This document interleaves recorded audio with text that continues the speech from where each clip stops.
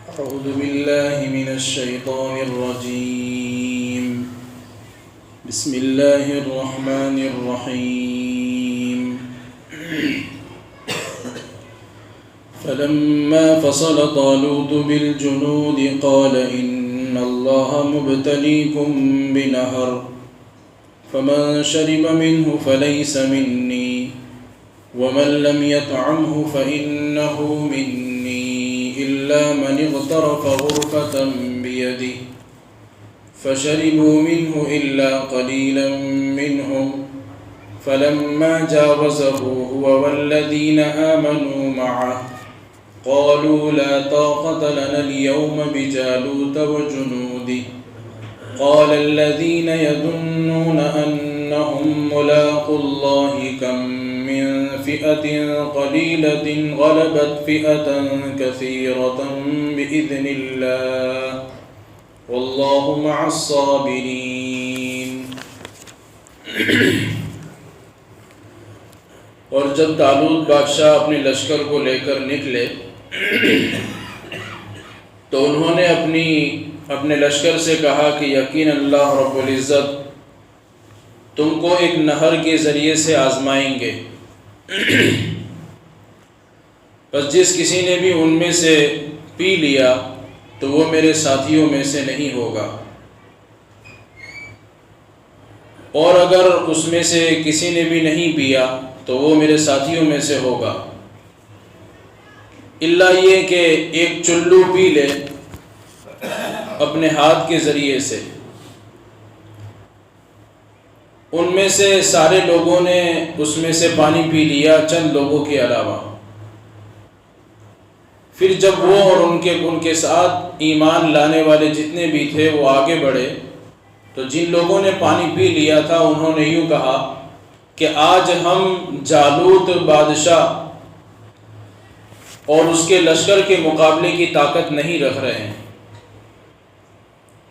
تو انہوں نے کہا کہ جو لوگ اللہ کی ملاقات کا یقین رکھتے ہیں وہ ایسی باتیں نہیں کہتے، بلکہ انہوں نے کہا کہ یہ بات چلی آ رہی ہے کہ بہت کم جماعت بڑی جماعت کے اوپر غالب ہوتی چلی آ رہی ہے اللہ کے حکم سے، اور اللہ رب العزت صبر کرنے والوں کے ساتھ ہے۔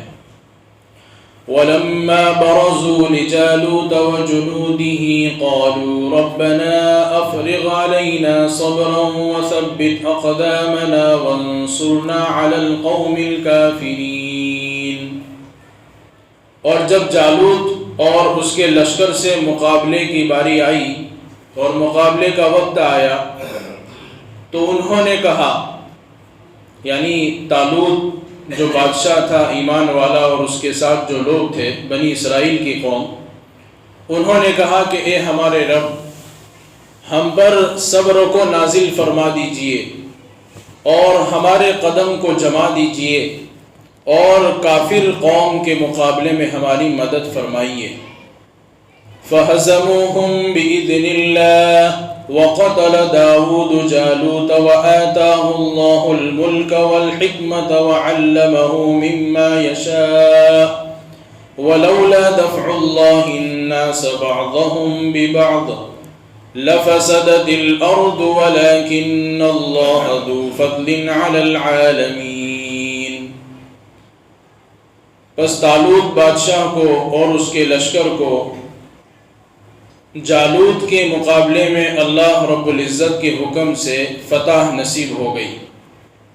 اور داؤد علیہ السلام نے جالوت کو قتل کیا، اور اللہ رب العزت نے ان کو بادشاہت اور حکمت عطا فرمائی، اور جو کچھ اللہ نے چاہا ان کو علم عطا فرمایا۔ اور اگر اللہ رب العزت ایک قوم کے ذریعے سے دوسرے قوم کی لوگوں کی جو ہے مدد نہ کرے، دفاع نہ کرے، تو زمین میں لوگ فساد مچا دیوے، لیکن اللہ رب العزت دنیا والوں کے اوپر فضل فرماتے ہیں۔ تِلْكَ آیات اللہ نتلوها علیک بالحق وَإِنَّكَ لَمِنَ الْمُرْسَلِينَ۔ یہ اللہ کے احکامات ہیں کہ جس کو ہم آپ کے اوپر تلاوت کرتے ہیں ٹھیک ٹھیک، اور یقیناً آپ رسولوں میں سے ہیں۔ یہ دوسرے پارے کی آخری آیتیں ہیں، آیت نمبر 249 اور آیت نمبر 250، اسی طرح آیت نمبر 251 اور 252 یا حضرات کے سامنے اس کی تلاوت ہوئی۔ اس میں ایک واقعے کا تذکرہ ہے جو پچھلی مرتبہ آدھا واقعہ بیان ہوا تھا طالوت بادشاہ کا، اور طالوت بادشاہ کس طرح جو ہے بادشاہت ان کو ملی اس کا ذکر بھی آ گیا تھا۔ بنی اسرائیل جو ہے ان کو بادشاہ ماننے کے لیے تیار نہیں تھے، تو اس نبی نے جو اس وقت نبی تھے تو انہوں نے کہا کہ یہ بادشاہ جو مقرر کیا گیا ہے وہ اللہ رب العزت کی طرف سے مقرر ہوا ہے، جس کا نام تھا طالوت۔ یہ ان لوگوں نے انکار کر دیا، اور انکار کی وجہ یہ تھی کہ اس بادشاہ کے پاس تو کوئی مال و دولت نہیں ہے، اور اس کے مقابلے میں ہم اس بات کے حقدار ہیں کہ ہم کو بادشاہ بنایا جاتا، ہم میں سے کسی کو بادشاہ بنایا جاتا، وہ تو مال کے اعتبار سے کمزور ہیں۔ تو اس نبی نے کہا کہ نہیں بھئی، اللہ رب العزت کی طرف سے ان کو بادشاہی مل چکی ہے، وہ نبی تھے، وہی ان کے اوپر آئی ہوگی کہ اللہ رب العزت کی طرف سے وہ بادشاہ بنا دیے گئے ہیں، تو ان کو بادشاہت ان کی ماننی پڑے گی۔ لیکن انہوں نے انکار کر دیا، تو نبی نے ان کو یوں کہا کہ ان کے بادشاہ ہونے کی نشانی یہ ہے کہ تابوت سکینہ تمہارے پاس وہ لوگ لے آئیں گے جس میں حضرت موسیٰ اور حضرت ہارون کی کچھ تبرکات اور چیزیں رکھی ہوئی ہیں،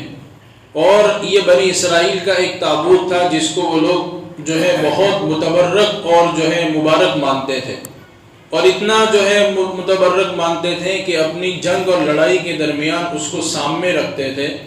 اور یہ ان کا خیال تھا کہ اس کے ذریعے سے ہم کو فتح نصیب ہوگی۔ تو جب ان کی قوم کے اوپر جو ہے قوم عمالقہ نے اور جالوت نے حملہ کیا تھا تو اس وقت یہ تابوت ان کے پاس سے چھین لیا تھا۔ تو اس نبی نے کہا کہ حضرت طالوت بادشاہ کی بادشاہ ہونے کی نشانی یہ ہے کہ فرشتے وہ تابوت کو ان کے پاس سے اٹھا کر لے آئیں گے اور ان کے سامنے رکھ دیں گے۔ پھر انہوں نے جو ہے حضرت طالوت بادشاہ کو بادشاہ مان لیا۔ اب بادشاہ مان لیا تو یہ لوگ جنگ کے لیے بھی تیار تھے کہ ہم جالوت کے مقابلے میں جانے کے لیے تیار ہیں، اور جالوت کی جو جماعت تھی اور جو فوج تھی جس کا نام تھا عمالقہ، بہت زبردست اور طاقتور قوم تھی۔ اب یہ طالوت اور اس کا لشکر جو ہے آگے آگے چلتے گئے، اور ان کی تعداد کے اندر جو ہے مختلف اقوال نقل کیے گئے ہیں، 80,000 بھی بتایا گیا ہے، اسی طرح جو ہے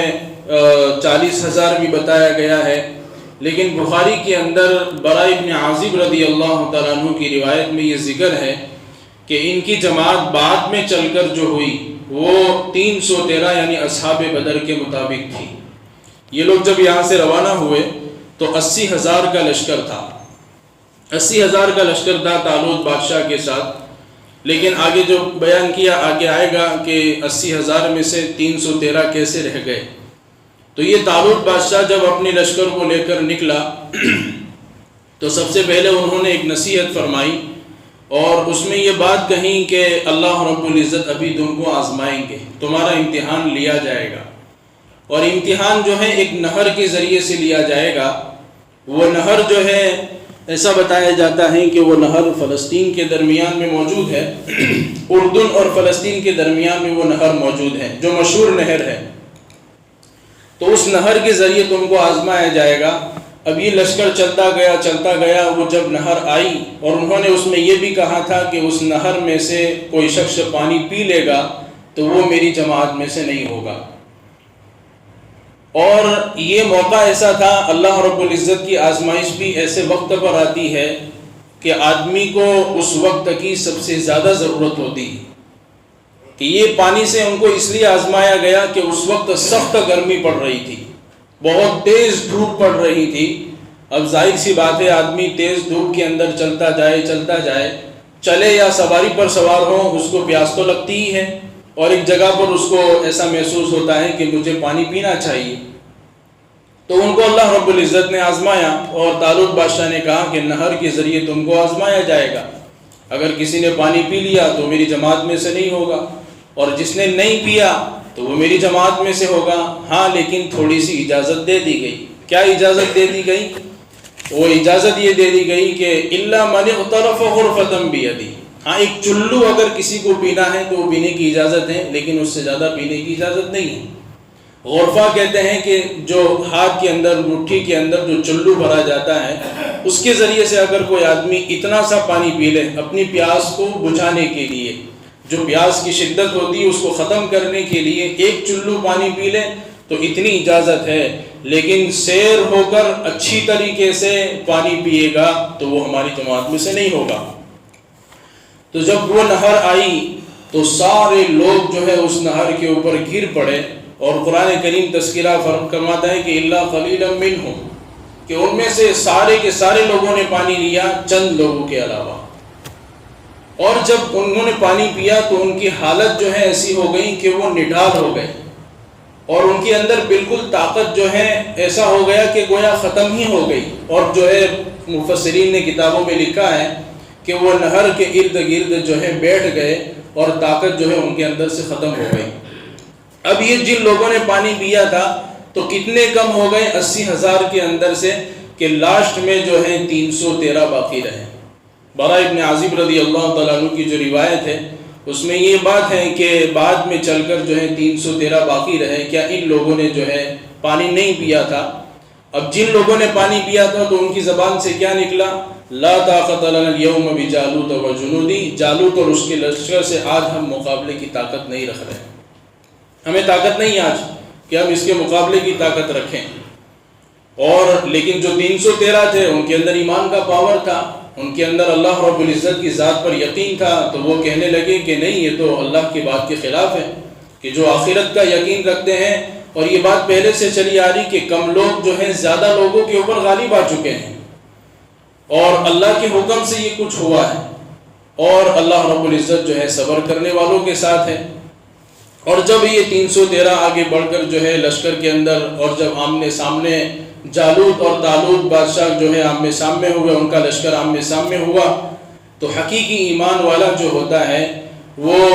یہ نہیں دیکھتا ہے کہ میرے پاس ہتھیار ہے یا نہیں ہے، میں ہتھیار سے لیس ہوں یا نہیں ہوں، اس کی نظر اور اس کی توجہ صرف اللہ رب العزت کی طرف ہوتی ہے، اللہ رب العزت کی طرف ہوتی ہے۔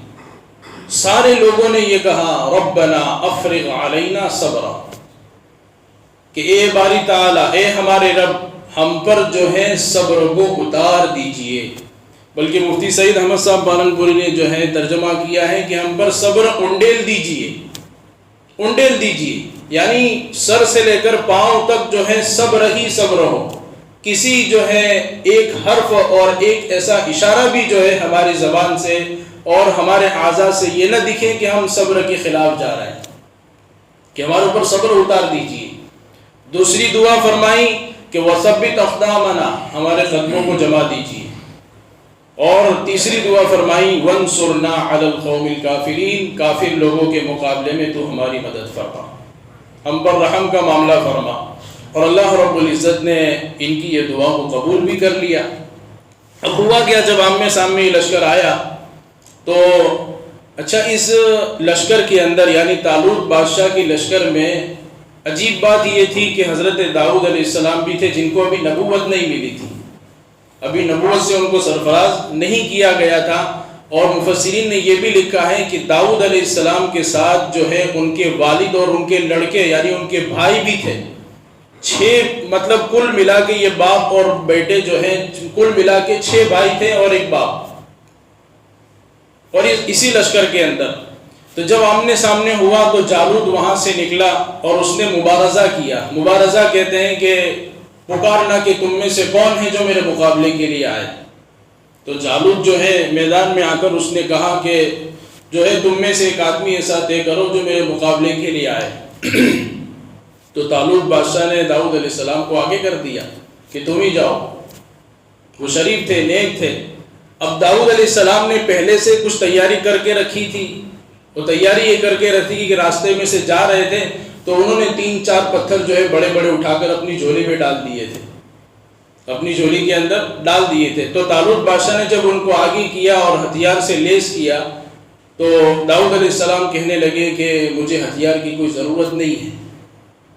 اگر اللہ رب العزت جو ہے ہم پر ان کو غالب کر دے گا تو میرے ہتھیار کا کیا؟ اصل طاقت تو اللہ کی ہے، اصل قدرت تو اللہ کی ہے، بولے میرے ہتھیار کا کیا ہوگا؟ اب داؤد علیہ السلام جو ہیں جالوت کے مقابلے میں گئے، اور جالوت جیسے ہی ان کو دیکھا کہ آپ میرا مقابلہ کریں گے، اور یہ بھی پتھروں کے ذریعے سے، کہ ایسے پتھر جو ہیں کتوں کو مارے جاتے ہیں، تو داؤد علیہ السلام نے کہا کہ تو بھی تو ایک کتا ہی ہے اللہ کا، تو بھی تو اللہ کا دشمن ہی ہے۔ تو اس نے کہا کہ مقابلے کے لیے میں تو تیار ہوں۔ داؤد علیہ السلام جو ہے جب مقابلہ شروع ہوا تو داؤد علیہ السلام نے اپنی جھولی کے اندر سے وہ پتھر نکال کر اس کے سر پر مارا، اور پیشانی کے بیچ میں جا کر لگا اور اندر گھسا اور پیچھے سے باہر نکلا، اور وہ جالوت وہیں کے وہیں ڈھیر ہو گیا اور نیچے گر گیا۔ اس طریقے سے اللہ رب العزت نے حضرت طالوت کو اور اس کی قوم کو جو ہے نجات عطا فرمائی اور جو ہے فتح عطا فرمائی، جس کو اللہ نے بیان فرمایا فَهَزَمُوهُمْ بِإِذْنِ اللَّهِ، کہ داؤد بادشاہ کو اور اس کے لشکر کو جالوت کے مقابلے میں اللہ کے حکم سے فتح نصیب ہو گئی، اور داؤد علیہ السلام نے جو ہے جالوت کو قتل کیا۔ آگے چل کر جو ہے یہ بادشاہت جب ختم ہوئی طالوت کی، اس کا انتقال ہو گیا، اور اس وقت کے جو نبی تھے ان کا بھی انتقال ہو گیا۔ اچھا، یہ داؤد علیہ السلام کا جب یہ جذبہ اور یہ بہادری جب طالوت بادشاہ نے دیکھی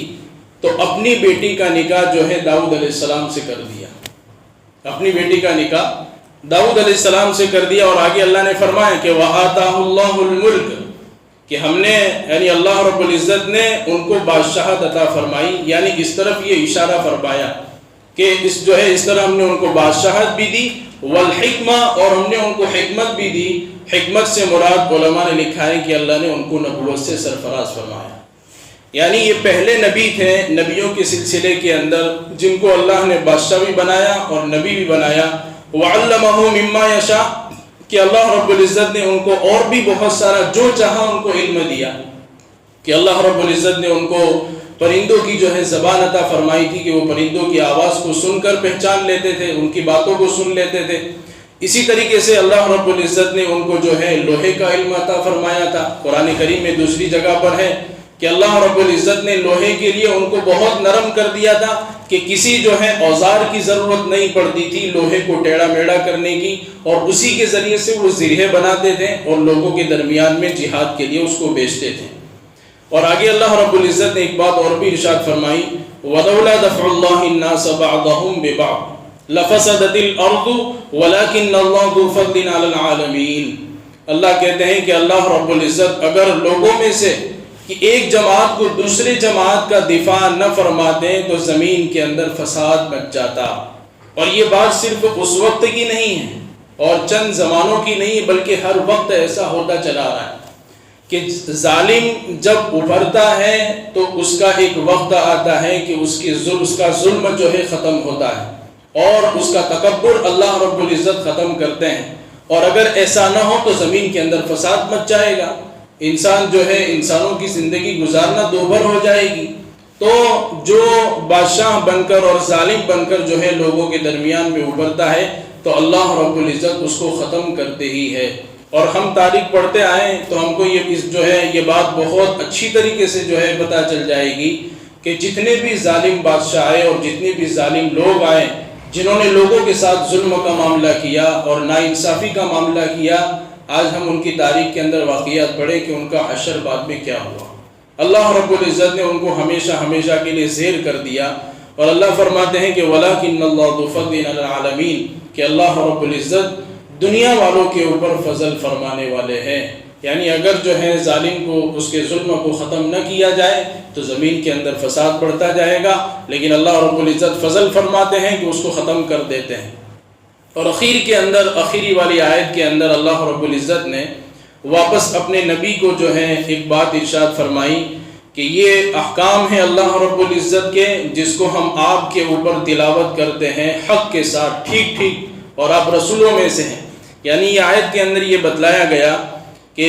آپ جو ہیں امی ہیں، آپ پڑھے لکھے نہیں ہیں، اللہ رب العزت نے آپ کو علم عطا فرمایا اور ایسے واقعات بنی اسرائیل کے پرانے واقعات آپ کی زبان سے جاری کروائے، یہ آپ کے نبوت کی جو ہے پکی اور سچی دلیل ہے، پکی اور سچی دلیل ہے۔ ایک آدمی ہو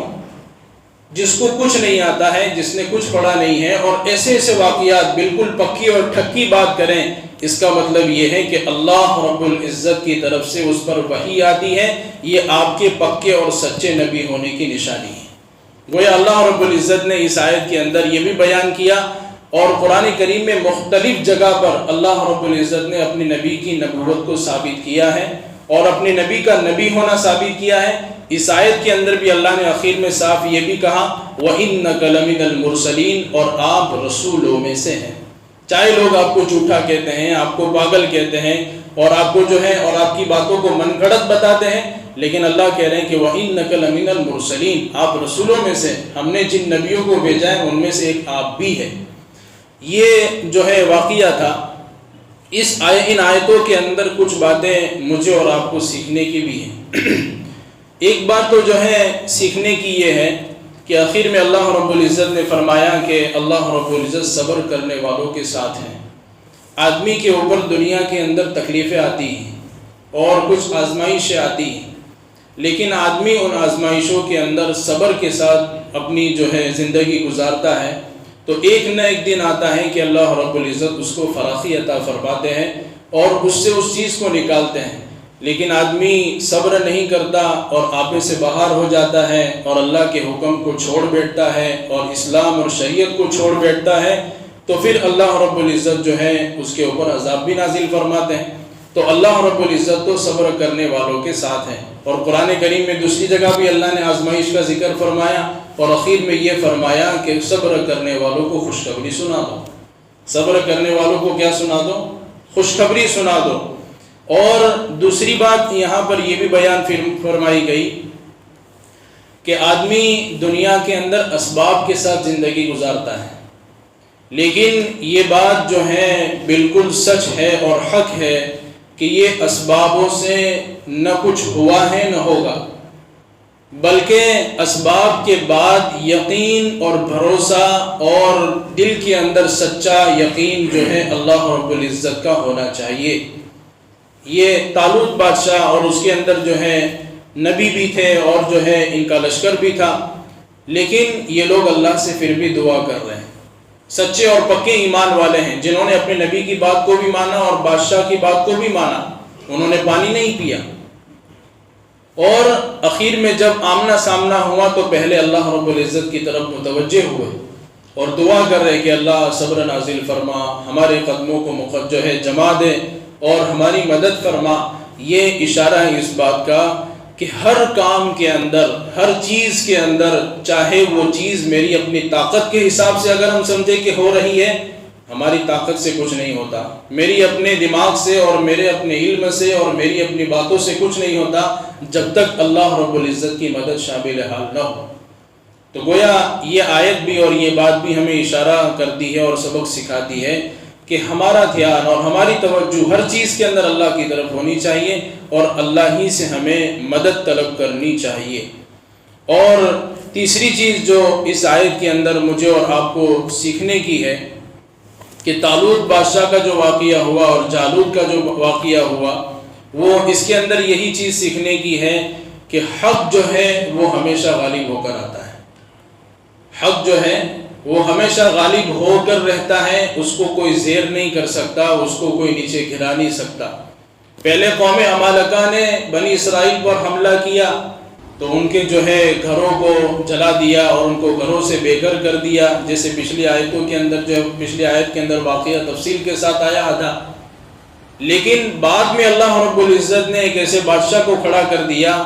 کہ اس بادشاہ نے جو ہے ان پر چڑھائی کر دی اور مقابلے کے اندر کم ہیں، 313 ہیں اور وہاں اس سے زیادہ کا لشکر ہے، لیکن پھر بھی اللہ رب العزت نے جو ہے ان کو کامیاب کر کے بتایا۔ گویا جو ہے اللہ رب العزت کی طاقت اصل طاقت ہے۔ اللہ رب العزت یہ نہیں دیکھتے ہیں کہ کم ہے کہ زیادہ ہے، بلکہ دلوں کے اندر ایمان کو دیکھا جاتا ہے کہ ہمارے ذات کے اوپر ان کا بھروسہ کتنا ہے، ان کا یقین کتنا ہے۔ جب اللہ رب العزت کی ذات پر یقین، بھروسہ بالکل مضبوط ہوتا ہے تو پھر یہ چیز نہیں دیکھی جاتی کہ کم ہے یا ہتھیار ہے یا ہتھیار نہیں ہے، اللہ رب العزت ان کو کامیاب کر دیتے ہیں۔ اللہ رب العزت ہمیں کہنے سننے سے زیادہ عمل کرنے کی توفیق عطا فرمائے۔